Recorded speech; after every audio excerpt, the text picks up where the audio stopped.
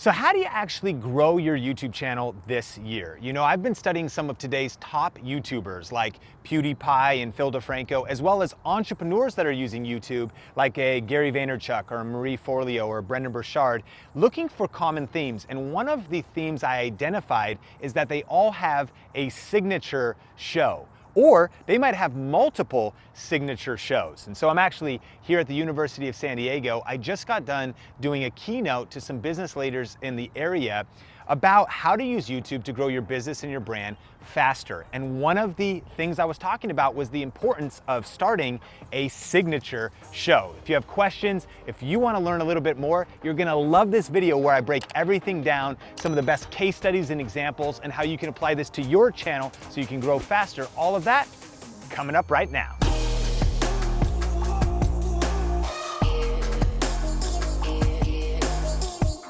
So we've talked about YouTube ads, we've talked about influencers, but number 3, let's talk about content. This is when you make the decision to start a YouTube channel, to actually say we are going to be producing content on YouTube. I mentioned my story a little bit earlier, and in content, we're gonna be talking about leveraging the second largest search engine in the world to build your brand organically. And this channel, Think Media, that as a small town kid, as a college dropout, I started shooting videos in my bedroom and built now nearly 850,000 subscriber channel. I did that through producing content, through consistently posting videos. And for me, I was leveraging the fact that YouTube is a search engine and that it has incredible SEO, search engine optimization opportunities. So if you were to go on your phone or your computer and you were to type in maybe something like best camera for YouTube or best lighting for YouTube, you're gonna find a lot of my videos. That discoverability is what led to massive growth. As we connect today over the next 60 minutes, Think Media will generate around 2,177 views in that 60 minutes. And every 60 minutes thereafter, not because I've posted new videos, but because I've built a library of content that gets views while you snooze. The YouTube algorithm is amazing. It's like the Matrix. I don't understand it. It's like a bunch of robots running all over the world, sharing your videos with people on autopilot while I'm in San Diego hanging out with the coolest, best looking people I've ever met. Yeah, and so it's powerful, Around 106,000 views every 2 days on autopilot, like clockwork. Now that was not easy to build, but that is the power and the potential of building a library of content on YouTube. Guess what? This doesn't happen on Facebook. This doesn't happen on Instagram. They're different platforms. Any video you post on Facebook, especially with no paid continuous ads running behind it, no one remembers that a week later. They definitely don't remember it a month later. The majority of the content people are watching on my channel was produced 6 months ago, 2 years ago, 14 months ago. And so the return on investment of investing in high quality content is outrageous. So one of the primary reasons though people fail on YouTube when it comes to content is this. It's random acts of content. That's what they do. And I'm all for random acts of kindness, of course, but you don't want to be doing random acts of content. So what's the remedy? One strategy I recommend is creating a signature show. I want you to say that to the person next to you. You need to start a show. Tell them that. Show. That, we're going to say that a lot. Signature show. What do I mean by a signature show? It's at a consistent time. I don't care when it is, but it's consistent. It's at a consistent time. Every Tuesday morning comes out. It's at a consistent place. Where's that show? It's on YouTube. Okay, cool. It's a consistent format. It's not like one day it's 30 minutes and it's kind of a documentary and the next day it's a talk show. No, it's just a consistent format. I don't care what the format is. It just needs to be consistent because it's a show. This is a big one. It has a consistent value proposition. Circle that one and maybe think about that. What kind of content would your target audience find valuable? And that's the kind of show you'd want to create. Maybe it's entertainment based, maybe it's educational, letting them know about what's, that's easier said than done. The consistent value proposition is it's the reason they want to subscribe. It's the reason they want to keep watching more. It's the reason they'd want to continually consume that content. Consistent branding. The nice thing about that is once you get it branded, you might be able to just continually use that branding, whether that's the logo, the opener, the vibe. Even if the show is created simply on a smartphone or on a webcam, maybe the branding allows it to stay consistent in its professionalism representing what you want to represent. Now, we're going to look at a few YouTube and kind of entrepreneur influencers that are personal brands. Then we are going to transition into a more kind of corporate brands. But this show concept is proved out its effectiveness time and time again in multiple different verticals, niches, and industries. This is Marie Forleo. I like to kind of think of her as the Oprah of YouTube. She's very much entrepreneurial, very much teaches about business. And look, she says she has an award-winning show on CBS. No, she has an award-winning show on NBC. No, she has an award-winning show on YouTube. And dare I say that possibly could be the best place to actually have an award-winning show in 2019, 2020, and 2021. And not only that, YouTube charges her $0 to distribute her show on that platform, whereas if she was on traditional TV, that would not be the case. And so she has amassed massive subscribers, a huge fan base, and built nearly a $100 million business. YouTube has been one of the big drivers behind that. And here you are, Q&A Tuesday, your burning questions answered. Possibly the easiest show to create would be a Q&A show. But you might say, you know, but I don't have we're a little tight right now. I mean, a show, like lighting, cameras, what do we need, like $100,000 to get this thing started? A bunch of videographers, computers. I'm stressed, man. How's that going to work? This is how Marie started. On her couch with a laptop, talking to the camera around 6 years ago, and really the rest is history. You can start simple and you can scale as you go. Another person in our kind of experts industry is Brendon Burchard. He has a weekly show on YouTube, and it's helped him build his brand. That's where he distributes it. This is Phil DeFranco, possibly one of the most famous news YouTube channels that does really news content. It's the Phil DeFranco Show, and at the end of it, he says, all right, now you've been filled in. Get it? You know? But this screenshot is from 2006, when he started the Phil DeFranco Show with whatever kind of graphical, weird graphics on that screen. But hey, give him some credit. It was 13 years ago. Fast forward to today, and he is still running the Phil DeFranco Show. And it's Monday, Tuesday, Wednesday, Thursday, Friday. And if you think this is just, some kid joking around like he was years ago, not only has he amassed 6.5 million subscribers, become one of the most influential news YouTubers on the platform, he's launched a men's hair care line and beard care.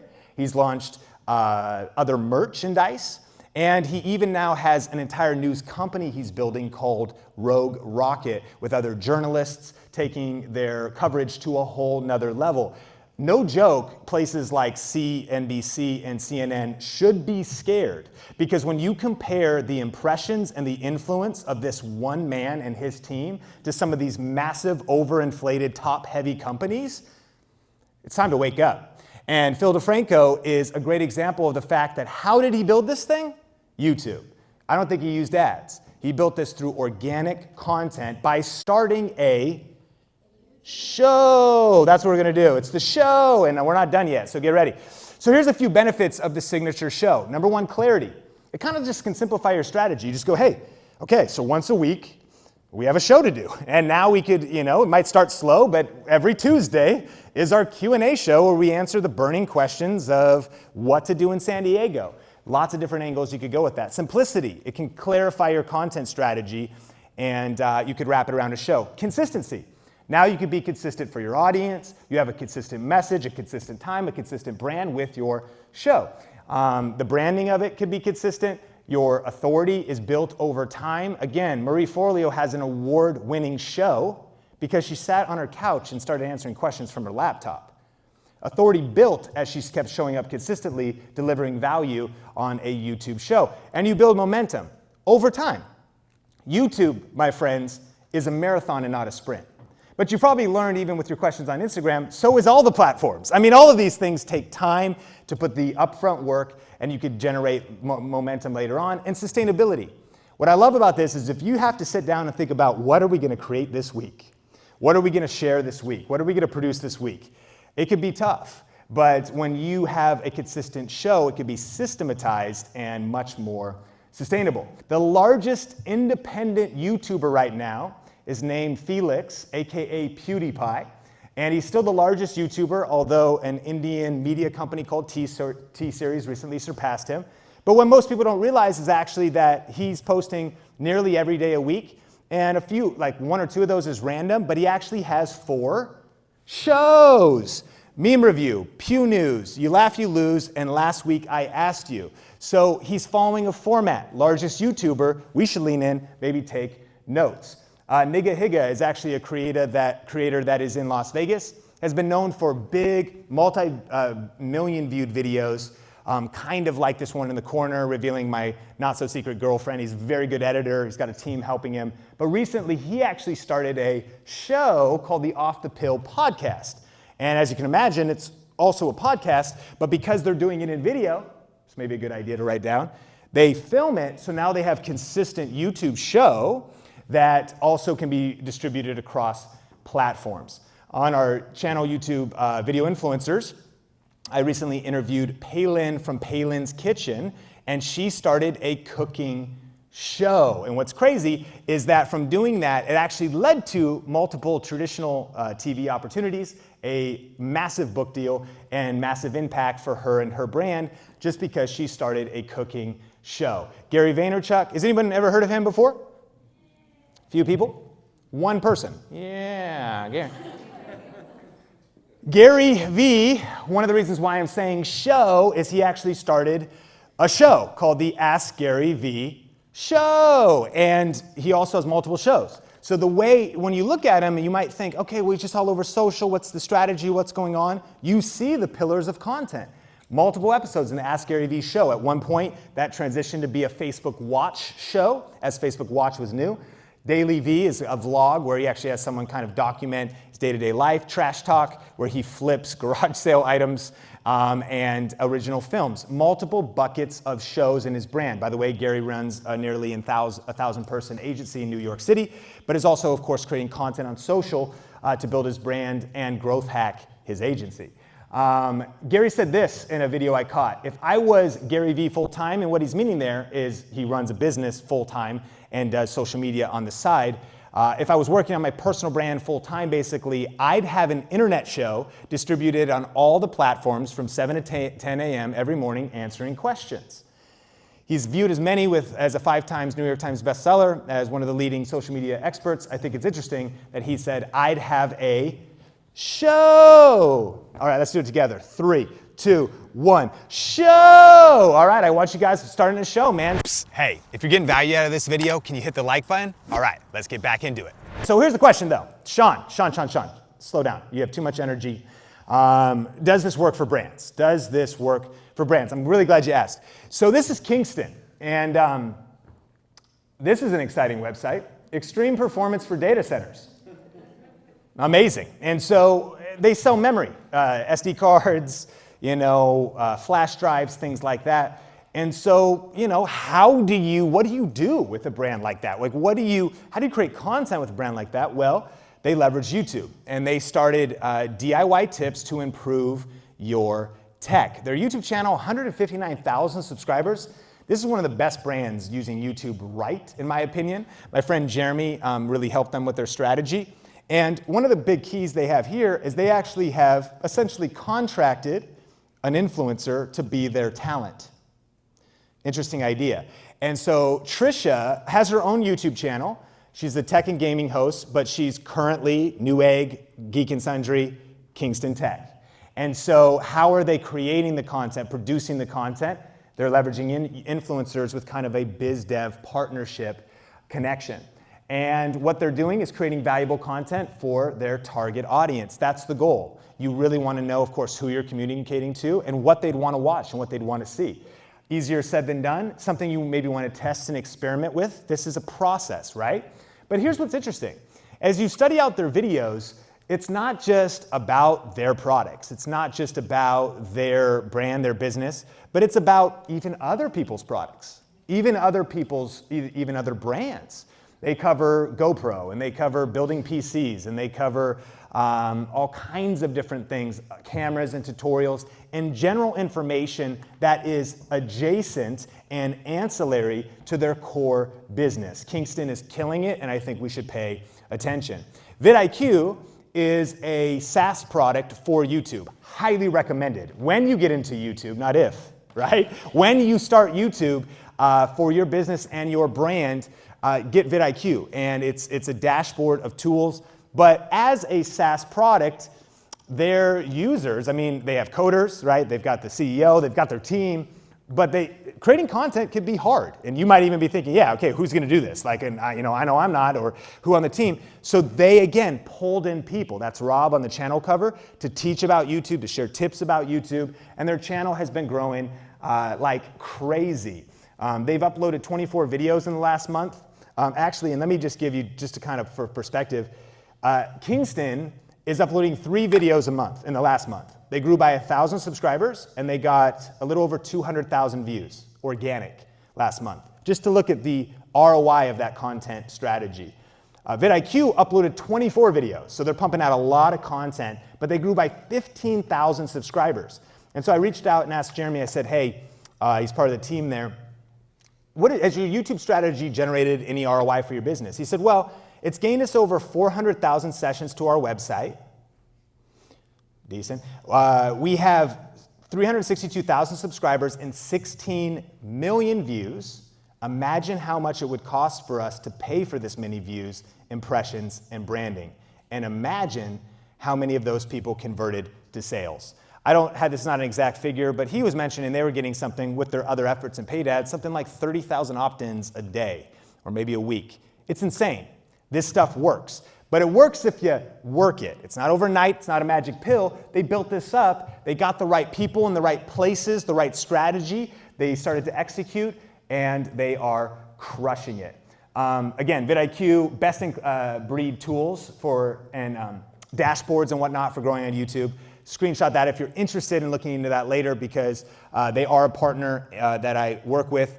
If you want to get a free paid plan, vidiq.com/think, my favorite tool. And I used it way before I ever worked with them. It very much helped me grow my YouTube channel. Now, before we get to Q&A, I just want to talk briefly about a cross-platform strategy to maybe tie all of this together. And so this is my friend, Jay Baer. He helps companies get customers for free. A great author, wrote like Hug Your Haters, wrote a couple other good books. And he recently wrote a book called Talk Triggers. And so we were connecting at an event in San Diego, actually, just a little while ago. And he was kind of breaking down his strategy to me that he's using personally for his company and his book. And so when he started and launched his book, he thought, I want to start a show. And so he started a show of episodic content called the Talk Triggers Show. Of course, to perpetuate the message. Now, Talk Triggers is word of mouth marketing. And so how DoubleTree gives away chocolate cookies, and that like makes people go nuts. They share it on social, user-generated content, free word of mouth marketing impressions, really good stuff. Definitely check out Jay if you've never seen him, and the book Talk Triggers. But he wanted to continue the conversation, so he also set up parameters. He said, okay, the Talk Triggers show is gonna be 7 minutes or less every single week. And all I'm gonna do is cover one case study of a brand or a business that is doing the word of mouth marketing, talk trigger marketing well. And I'm just gonna break that down in those 7 minutes, and then he puts that on YouTube. But then you might be like, well, what's the ROI of that? He only got 81 views there on YouTube. I mean, seems like a lot of energy to sit in front of your shelf with the avid indoorsman sign, Jay. I mean, is it worth doing? Well, let's dive a little bit deeper. He started the show, but the show is platform agnostic. So then he takes the show, maybe a few tweaks and different call to actions, and he uploads that on LinkedIn. Maybe something just to note that LinkedIn video is on fire right now. I don't know if you've heard that it's the most favorable organic algorithm on the internet for especially uploading video content. But I digress. So he uploads that on LinkedIn. Oh, 876 views, similar content, just tweaks the end or doesn't change it at all, but kind of each show is made native to each platform. Then they put some micro content into that as well, a little piece of the show, and that got 1,396 views. Not to mention that it lives on his website as well, embedded from the YouTube video, and then it's also his podcast. And so when you start thinking about creating a signature show, you could actually be thinking very much in terms of leveraging it and distributing it cross-platform in intelligent ways. So finally, let's just talk about how to systematize and scale your show. So we do a weekly interview show on YouTube, and oftentimes we'll go to events, sit down with somebody, interview them, and it's one of the reasons we do it is because it's sustainable. We can do batches of videos. Oftentimes we maybe get 10 in the can at one event, and so then we have 10 weeks of content. Always looking for that leverage of how we can go further faster without more stress and work. We have a simple format, so this is what I would encourage. You just kind of template it out, keep it simple. We do an intro. This is a little more tactical on YouTube strategy, but by the way, any platform, the beginning of your content is everything. And we all know that, right? When you look at your Facebook views, like people drop off 3 seconds, 6 seconds, 7 seconds. So whatever's happening in those first few seconds is everything. And it doesn't matter how great the content is at minute 4. If the intro doesn't hook them, we call it the hook, then they're never going to reach that life-changing piece of wisdom at minute 4 because the hook did not set it up right. So we put a lot of intentionality into pitching the video. Oftentimes I'd say, in this video, I am sitting with this expert, author of this great book, and she is going to be breaking down this powerful thing that you need to know, this weird controversial thing that's kind of awkward, and how you can double your YouTube channel in the next year coming up. And so that's my little hook. It's about them. It's like who they are. I build their authority. I put a couple things you're about to learn. I shoot the intro after the content is done, so that I think through, okay, what is it that would really stand out and make people want to watch till the end? No matter what kind of content you're doing, the intro is everything. The hook is essential. Then we have our logo sting. Once you get one of these built, shoot, I mean, I don't even know when we made this, but it's a couple years old now, and so we don't have to think about it. So then it goes boom. Editor, whoever, can just throw that in there. You have a little branding, shows who we are at Video Influencers. We have an ad spot. For us, as content creators, that is ad inventory. We have this quick bumper, and then a lot of times we'll do 15 to 30 seconds that we could work with brands or companies for that ad spot. And then we have the content itself, right in the middle, go through the content, add value. The lightning round, something that we do to kind of make it fun. We deal with business, we're serious, and then it's like, where's your favorite city? Do you like dogs or cats? When you hear the name Kanye West, what do you think? What do you think when you hear? Okay, so lightning round.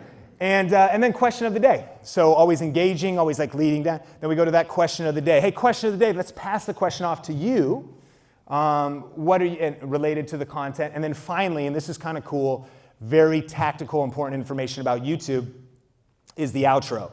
And now YouTube gives us the ability to add clickable end cards during the last 20 seconds of your video.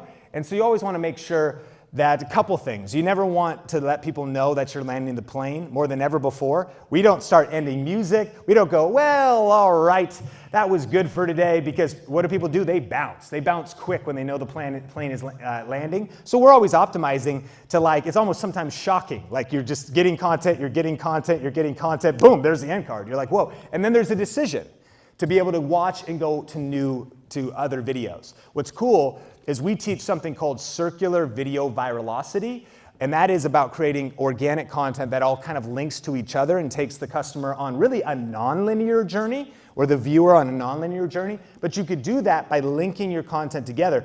As I sit here, I say, hey, I hope you got value out of this video. If you want to check out the second interview we did with this person, just click or tap the screen right over there. And if you want to check out another video from Video Influencers, click or tap the screen right there. That second video, YouTube gives you a choice to say, let YouTube choose the video that the user is most likely to watch. So it won't actually serve them something they've already seen. It'll, based on their viewing behavior and depending on how large your library is, it will actually serve a video that they're most likely to click on, because just like Stephanie said, every platform's ambition is to keep those users on their platform. Nobody likes anybody. Like Mark doesn't like Susan, the CEO of YouTube, and nobody wants anyone going anywhere else. So YouTube wants people to stay in YouTube. That doesn't mean you never send people away. It's just important to understand those kind of rules, parameters, and play within them and around them. And so with this, start simple. I know this is kind of a lot. Take a deep breath. Start a show and think about starting simple. And how could you do that? Well, when we started Video Influencers, again, we bootstrapped this stuff from the ground up. Like no funding, nothing crazy, just started. I was at the time actually living in Irvine, California. I'm just shooting on like my phone, little intro. We had just a little thing made on like Fiverr or something like that, little logo. And then we would jump on Skype or like Zoom. I don't think Zoom even was around then, or it wasn't as big as it is now. Just like Google Hangouts, something like that, and just talk to different guests. We started an interview show. So you can start simple. In fact, I think it's even important to start simple, and even just to start, because you might say, oh, we have a brand uphold. Well, look, when you start, there's probably not gonna be many people there. And I like to say, use your season in obscurity to prepare you for popularity. I think the cool thing is that you can just launch imperfect and then kind of develop your strategy as you go. It's not gonna hurt you. People are gonna, if you're adding value, if you're focusing on the end user, if you're focusing on your target audience, they're not gonna be worried about the production value as much as the content value. That's worth writing down. Content value is infinitely more important, in my opinion, than production value. I know some of us have brand standards and different things, but we've constantly seen that raw, organic, handheld, lifelike, all of these types of things, phone type of content, is outperforming overproduced, high-level studio-produced content. Of course, there's exceptions to every rule, but I just want to encourage you to start simple, or you could start even simpler than that. Our first ever video was my business partner Benji just literally jumping on a split screen Skype call, and there was nothing else. I mean, we didn't have music, we had absolutely nothing else going, but now this YouTube channel in the next 5 days is gonna cross 500,000 subscribers. This YouTube channel helped us launch the #1 YouTube book in the world. And so it's the power of just starting simple and then scaling up as you go. So just start a show, right? And so quick summary of Signature Show, study other shows. I think that one of the best things we could do is, and I'll mention that guide again, is take some time, block it on your calendar to just survey the land, to go watch YouTube content, to watch similar brands, to watch brands that have nothing to do with your industry and see what they're doing, if it's working. By the way, I mean, you could probably reach out to their marketing director, their content person on LinkedIn. Like take some time to maybe have a few phone calls, study other shows, brainstorm ideas, and then think about what you could launch to grow your business and your brand. Start simple and scale over time. I mean, complexity is the enemy of execution.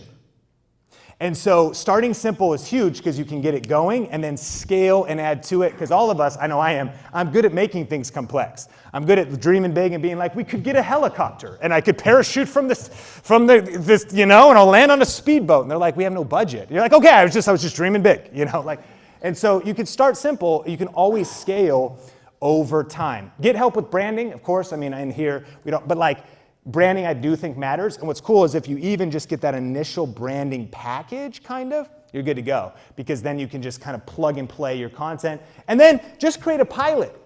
If you go back to your team and you're like, yeah, this crazy guy who had way disproportionate energy to the room when he was speaking was talking all about starting a show, they might be like, that sounds crazy. Like, what, we're starting a show that's gonna run for the next 10 years? Like, that's what everybody, you know, like, I'm stressed. You don't have to do 2 episodes. All you need is a pilot. And if you think about how traditional TV, what do they do first? They start a pilot. They might even start 4 pilots. You know, like, let's try this cute. Let's just practice for a while. We don't have to launch this. Let's get a couple episodes out there, see how they do, get some feedback, even do some test groups, kind of like beta kind of groups, get a vibe, and then scale into it. You don't have to make 100 episodes, just create 1 pilot. So recapping, there's 3 ways for you to use YouTube for your business. You could use YouTube ads. All you need is 1 video to start. You could use influencers, and there's many different ways. Work with an agency, bootstrap, assign that to someone on your team, and just start doing it. And then content. And I think that when you look at all 3 together, man, those It's a crazy trio because you've got your organic content, your show running, you're working with influencers that could potentially be guests on your YouTube channel, could create content for your YouTube channel, could also just promote in general, a lot of cross-promotion opportunities, or even the fact that you could work with influencer talent to be your main talent for your show, like Kingston. And then content itself. If you upload 1 video a month, 2 videos, Expedia's doing pretty good with 2 videos. And so you could upload just different types of content, different campaigns, or even like purple mattresses. You could put out powerful videos that maybe you work with an agency on and then run ads behind them and experience massive, massive impact. And so there is one last, as I close it, and I'm so pumped for Q&A, kind of overlooked benefit to YouTube marketing in my opinion, and it's this: survival. Survival.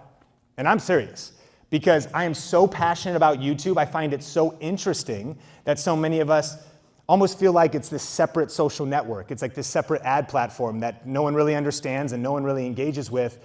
But it is the future, my friends. There's over 2 billion monthly active users. It's going up in its consumption and distribution into living rooms. Of course, mobile is massive. And so people are there. Why aren't you? And when I think about this, it actually makes me think of my favorite video store growing up, Blockbuster Video. Be kind, rewind, you know? Anybody in here have kids? Like, wave at me, you got kids? Yeah, it's like, it's so funny because kids these days, they get frustrated if like your router kind of gets messed up and they're like, Mom, why is Netflix not working? You know, like instant. You want to just be like, son, I used to have to rewind my videos. And if I didn't, I was charged a fee, right? Blockbuster Video. Well, we all know what happened to Blockbuster. The CEO actually passed up the chance to buy Netflix for only $50 million. You know, last time I checked, I believe Netflix is worth right around $150 billion right now. Maybe it's like 154. And so it's kind of crazy to look back. Oh, there it is, 147. Like I have it in my slides. So you see this convergence. What happened to Blockbuster? They didn't see what was coming. And I know you're already forward thinking, I know you're already leaders, and I know you're already in digital advertising, but I don't know why you're not on YouTube. And I think that YouTube is the future. I know that it gets us kind of out of our comfort zone. I know that right now, even as you're enthralled by my pontificating here, you're thinking about the things you have to do when you get back to your business. You're like, dude, this all sounds great, but my to-do list is like 10 pages long, and I don't even know, we're not even able to keep up with Facebook ads. I get it.